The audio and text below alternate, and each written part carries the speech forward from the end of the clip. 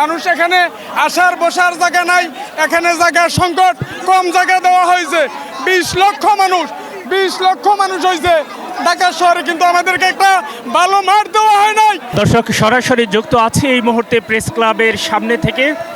আপনারা দেখতে পাচ্ছেন আহলে সুন্নাত আল জামাতের যে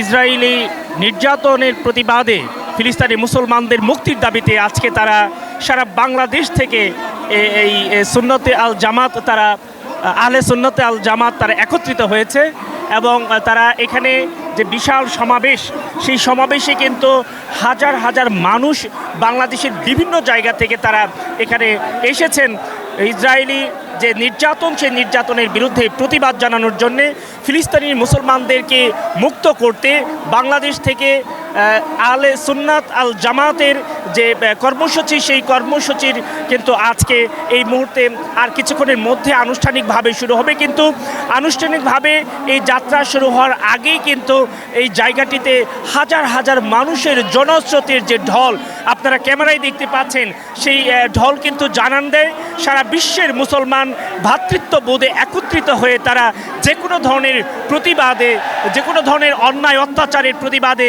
রাজপথে নামতে পারে, তাদের জীবন উৎসর্গ করতে পারে, এরকম দৃষ্টান্ত এবং এরকম কথাই কিন্তু এখানকার বাংলাদেশ আহলে জামাত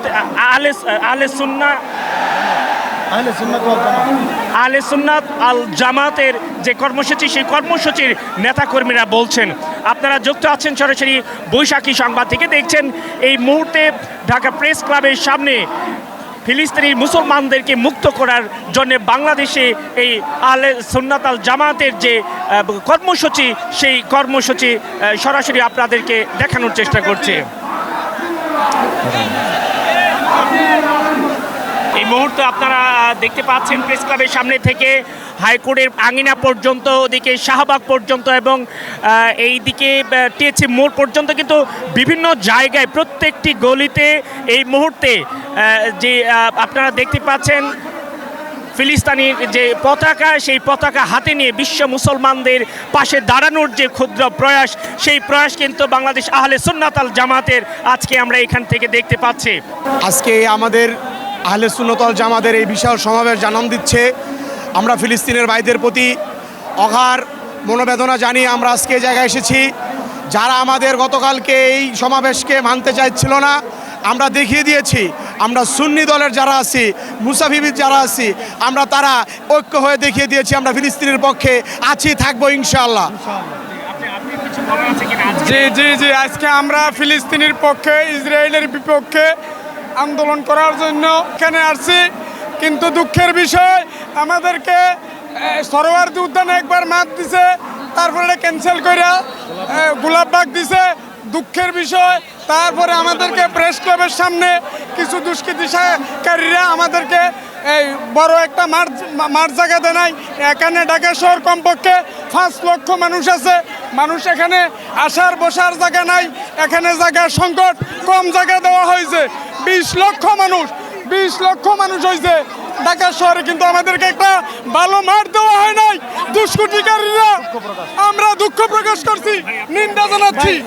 বিশ্বের মুসলিম উম্মাকে বলতে চাই, ফিলিস্তিন সহ, গাজাবাসী সহ, রাফাবাসী সহ এবং ভারতের মধ্যে যে সমস্ত মুসলমানদের উপর অত্যাচার জুলুম হচ্ছে, আমরা বাংলাদেশের আহলে সুন্নাত ওয়াল জামাতের সকল উলামায়ে কেরাম, বিশেষ করে বাংলাদেশে 12,000 দরবারের পীর সাহেবরা যদি আজকে আসতো, তাহলে প্রায় আজকে 15 কোটি মানুষ হতো, কিন্তু আমরা সেই জায়গাটা পাই নাই।